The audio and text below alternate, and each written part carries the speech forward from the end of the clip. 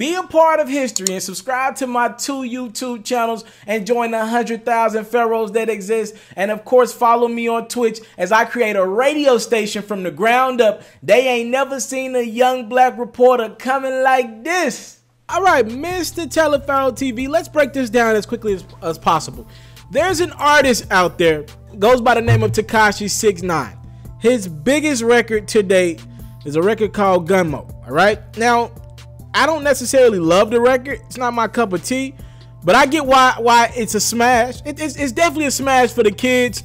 Definitely a smash for some clubs out there. And like I said, Tekashi 6ix9ine is appearance. He's a colorful hair guy, but I'm not gonna lie to you.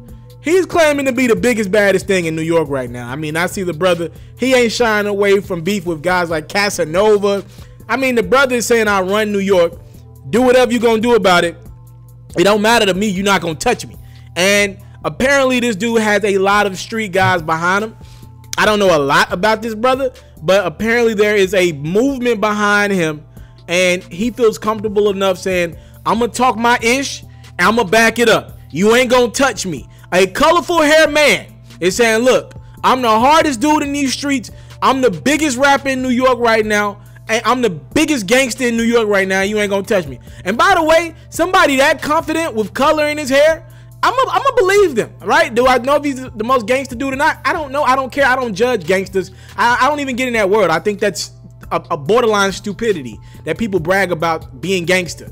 With all that being said, this artist is making some noise, and it looks like he's protected by some dudes who are savages, right?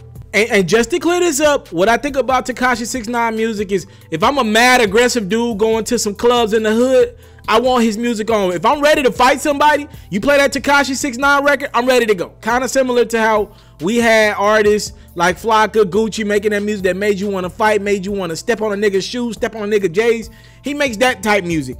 I'm just not in that place. I'm going to bars. I'm trying to go to some, you know what I mean, upscale or clubs. If I got to go to a club in the hood at this point in my life, it's probably for work. And let's just make that clear. I'm trying to stay away from them spots. With that being said, he has claimed that he just signed, he posted this on his Instagram account, that he signed with Birdman, Cash Money, Stunner, baby, for $15 million. Now, I'm not going to bash Birdman in this video. I'm kind of tired of that narrative being said.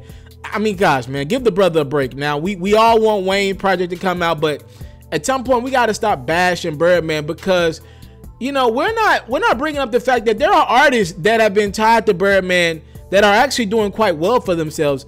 It's not the definition of what we will want to say as quite well. He's not making another Drake or Nicki Minaj. No, he's not doing that. But listen, Thug's a really talented artist, and I know Birdman didn't birth Young Thug, but Young Thug always shows love to Birdman. They did the little Rich Gang joint or whatever, the taping, and they had like a little deal for a minute there, and Young Thug's doing just fine. Another artist, Money Man, he's tied to Birdman. Money Man's doing great out here. I like Money Man's records, right? I rock with his music. It's probably not gonna hit radio like that, but he'll catch one sooner or later. He'll catch a big record that hits the clubs. He's doing pretty good out here in these streets. So let's not act like Birdman has nothing but artists who don't make it. Birdman has had some success. We just are accustomed to seeing Birdman with the guys who are at the top of rap. Guys like Juvie, Wayne, Drake, and of course Nicki Minaj as well. He ain't got any of them in the chamber, but Birdman's doing pretty okay, all right? And he's collecting a lot of royalty checks.